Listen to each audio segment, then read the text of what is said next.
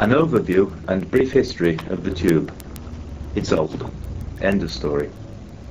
Okay, not really the end of story, but it really is old.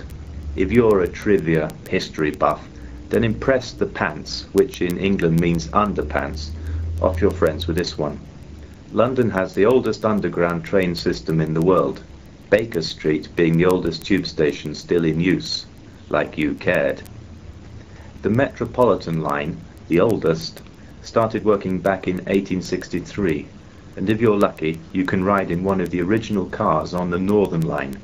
Just kidding, but the Northern has some pretty old cars. The original trains had steam locomotives, so the original tunnels weren't very deep and had holes every now and then to let the smoke out.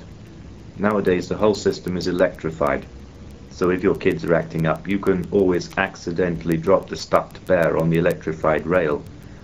Nothing calms the little rugrats down like seeing Teddy on a couple of million volts. The Underground, hereafter called the Tube, is the background of London's transport system. Unlike Los Angeles or some other American cities, driving a car in London is restricted to the criminally insane, taxicabs and members of Parliament. There's a lot of blurring between these categories, mind you. A typical stretch of road in London changes names every quarter mile or so, bends like a contortionist on Robaxin, and is probably one way in the wrong direction anyway. Since they all drive on the left here anyway, why would you possibly want to risk ruining a perfectly good holiday this way? Let the rain do that for you. Then you can say you had a traditional London vacation.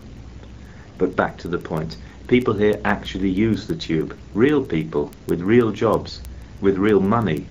It's not the working class only thing you find in the States, so don't worry about being on it. It's really quite safe, and it beats the pants off of driving.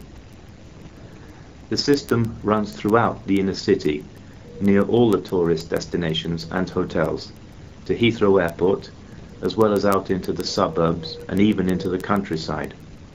It carries over